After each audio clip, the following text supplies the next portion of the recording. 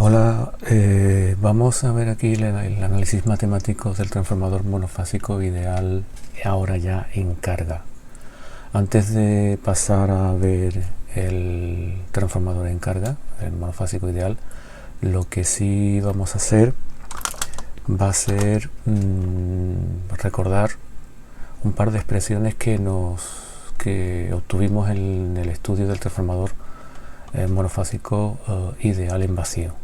Una era la de la fuerza electromotriz que teníamos en el bobinado primario, el valor eficaz, que era aproximadamente igual a 4,44 número de espiras del primario, flujo máximo, frecuencia. Y luego también teníamos la tensión inducida en el bobinado secundario, que tenía una expresión similar, lo único que cambiaba era el número de espiras de ese bobinado. Es decir, 4,44 número de espiras de bobinado secundario, flujo máximo, frecuencia. Y decíamos que evidentemente por la condición de idealidad del transformador, estas tensiones eran prácticamente iguales también a las tensiones eficaces externas del transformador primaria y secundaria. No comenté en el último o en el anterior vídeo que se definía relación de transformación. Normalmente se le suele determinar con la letra M, aunque depende de los textos, pueden usar otra letra. Repito, se define como relación de transformación al cociente entre el número de espiras del bobinado primario y el número de espiras del bobinado secundario. Observando las expresiones, vemos que podemos evidentemente, si nosotros dividiésemos la expresión de arriba entre la expresión de abajo, en el término central, veríamos que precisamente nos quedaría la relación de transformación. Por lo tanto, la relación de transformación también se puede expresar como S1 partido de esos dos, evidentemente, y como V sub 1 partido de V sub 2. Esto siempre, repito, en el transformador ideal. Ya cuando pasemos al transformador real, esta relación de transformación no son todas equivalentes. Esto eran las expresiones que teníamos que recordar de la anterior explicación, incluir el concepto de relación de transformación que no se había incluido en el vídeo, y decir o aclarar un aspecto relativo a esta expresión de aquí. Vemos que la tensión que yo aplico al transformador en el primario está relacionada con una constante, con el número de espiras, que también es constante, con el máximo valor del flujo que se alcanza dentro del núcleo y con la frecuencia. Eso quiere decir que si yo mantengo la tensión que aplico constante y ya de por sí, evidentemente el número de espiras del primario transformador es una magnitud constante porque el número de espiras no cambia, ¿no?, una vez fabricado. Y igualmente que con la tensión mantengo constante la frecuencia, quiere decir que el flujo que vamos a crear en el núcleo ferromagnético también va a ser constante. Esto hay que tenerlo en cuenta. Es decir, si yo mantengo tensión y frecuencia aplicada al bobinado primario constante, el flujo establecido en el núcleo del material ferromagnético, en el núcleo del transformador, pues va a ser también constante. Bien, dicho esto, podemos ya analizar matemáticamente el transformador ideal en carga. Vamos a suponer que disponemos de un interruptor en el bobinado secundario, a la salida del bobinado secundario del transformador, y conectamos dicho bobinado a una impedancia de carga. Vamos a suponer que esa impedancia de carga la podemos caracterizar por un número complejo con su módulo y con el ángulo correspondiente. Solemos llamarlo phi sub cc en máquinas eléctricas. Este es el valor impedante de esta impedancia. Bueno, entonces podemos calcular el valor de la intensidad que circula por el secundario del transformador. ¿Cómo lo podemos hacer? Bueno, lo podemos hacer de varias formas. Una forma para poder hacerlo es quizás calcular la intensidad mediante las expresiones o bien temporales o bien fasoriales.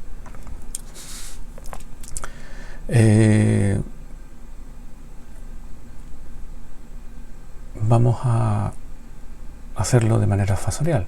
El valor de la intensidad I sub 2, fasor, pues será igual al valor de la tensión V2, fasor, partido del valor de la impedancia Z sub L. La tensión V2 pues tendrá un valor modular y podemos fijarle el ángulo correspondiente. Bueno, vamos a suponer que va a ser el ángulo 0. Vamos a fijar como fasor de referencia la tensión V2. La impedancia Z, ya hemos dicho antes que tiene un módulo y un ángulo ZCC. Por lo tanto, la intensidad I sub 2 vemos que tendrá un módulo, perdón, aquí hay un error, esto evidentemente sería módulo. La intensidad I sub 2 tendrá un módulo, que será V2 partido de ZL, y un ángulo que será menos phi cc. Esta será la expresión, digamos, fasorial de la intensidad que circularía por la impedancia conectada al secundario del transformador.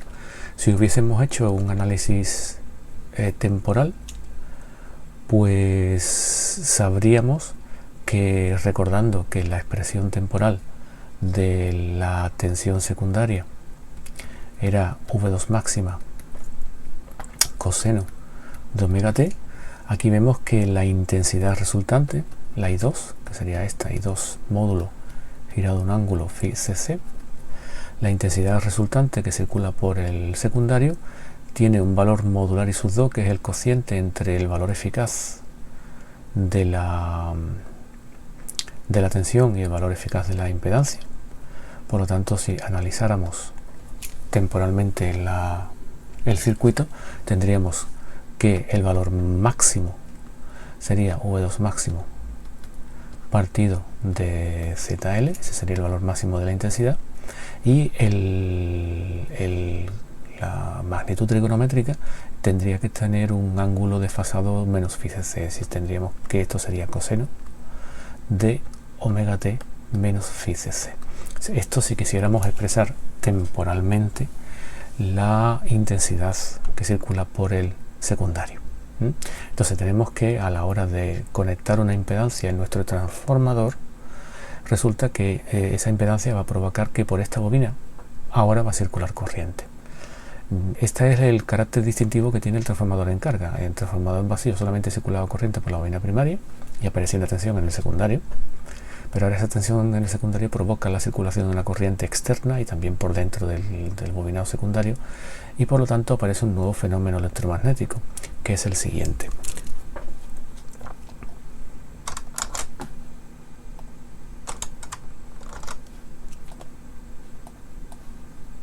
Bueno, en esta nueva página vamos a ver lo que ocurre. Vamos a fijarnos en el circuito magnético, en la estructura que tenemos en el transformador.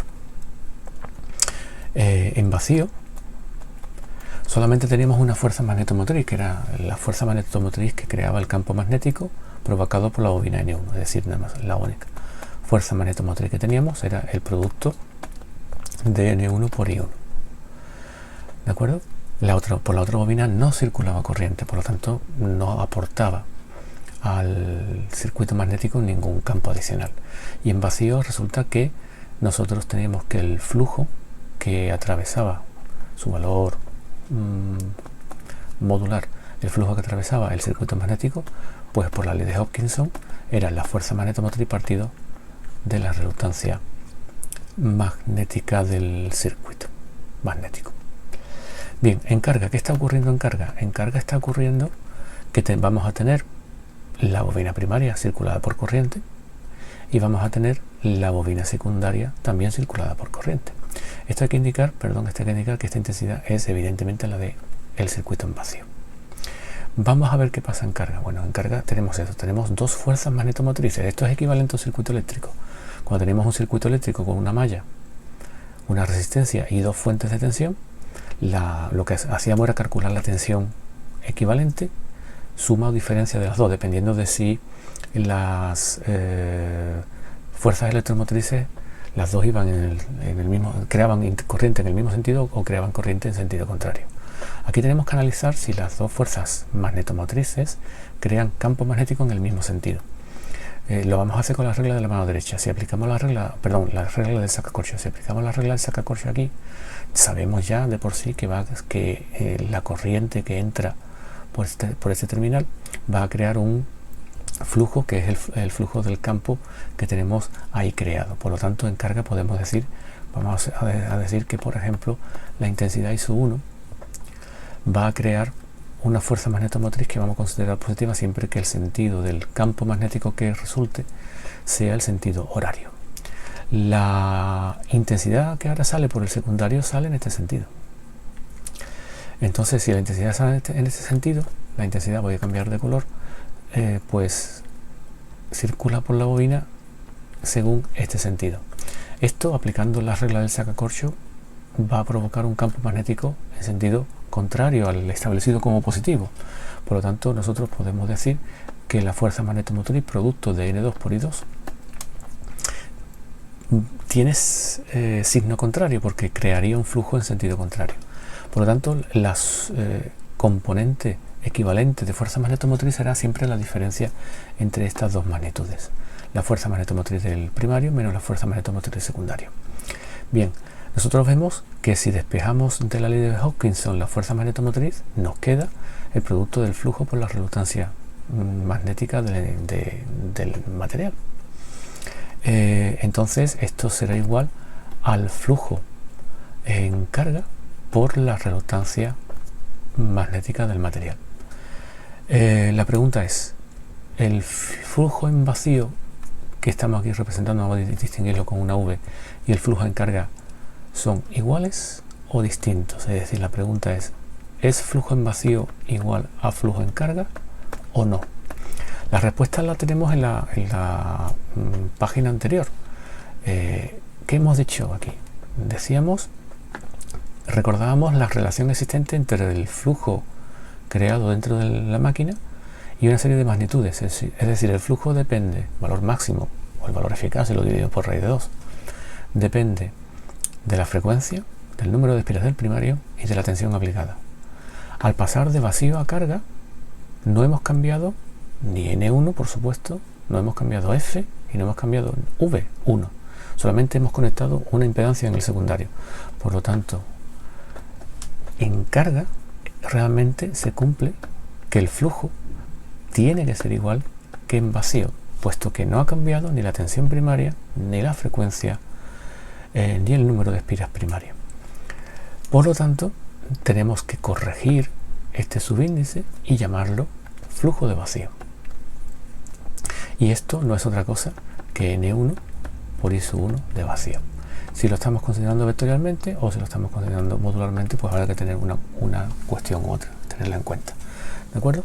Entonces, en esta expresión de aquí que estoy marcando con la flecha, podemos igualar el primer y último término y nos queda lo siguiente. Nos queda que N1 por la intensidad I1 menos N2 por la intensidad I2 es igual a N1 por la intensidad 1 de vacío. Esta es la relación existente entre fuerzas magnetomotrices en carga y en vacío del transformador, ¿vale? Y esto ocurre siempre. En el transformador ideal hemos dicho que la I1 de vacío es despreciable.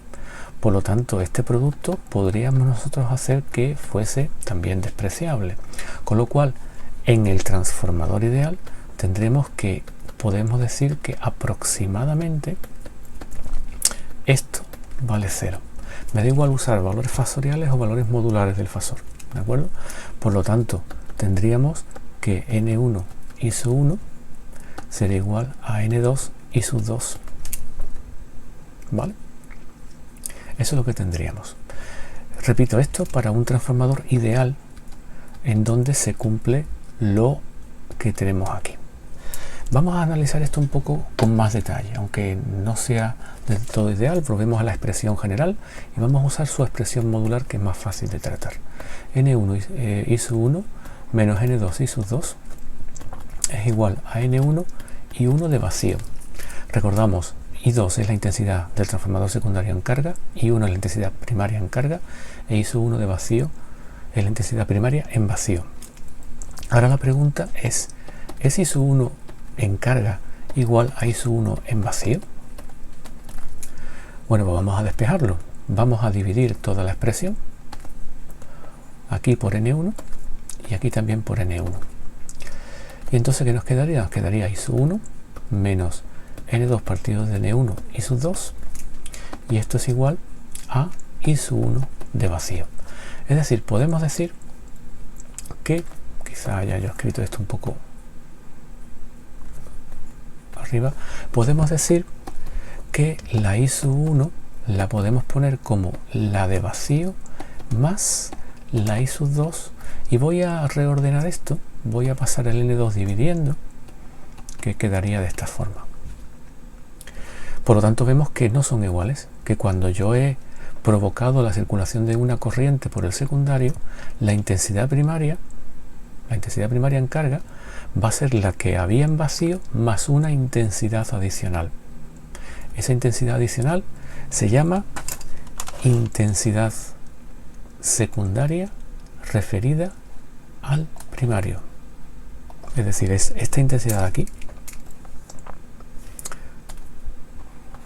Este término de aquí es un término ficticio, no es un término real. Se llama intensidad secundaria, es referida o expresada al primario. ¿De acuerdo? Y lo usaremos bastante. Repito, no es una intensidad real, es una intensidad ficticia. Bien, evidentemente cuando estemos considerando un transformador ideal, esta intensidad es cero, y entonces la intensidad primaria coincide con la intensidad secundaria referida al primario. Esa es la cuestión que hay que tener en cuenta. Y ahora nos fijamos esa intensidad primaria, esta intensidad secundaria referida al primario, perdón, que le vamos a llamar I'2, y que es I2 partido de N1, N2, vemos que la podemos poner recordando lo que hemos definido como relación de transformación, que es I2 partido de M. En el caso de que I sub IV sea despreciable, los transformadores ideales, hemos dicho que I1 es igual que la I'2. Por lo tanto, podemos completar el concepto de relación de transformación diciendo que aparte de que es N1 partido de N2, aparte de que es E1 partido de E2 y aparte de que es V1 partido de V2, pues podemos decir también que es I2 partido de I1. Siempre que, repito, la I de vacío se pueda despreciar. Con esto terminamos lo que es el análisis matemático del transformador ideal, en este caso ya en carga.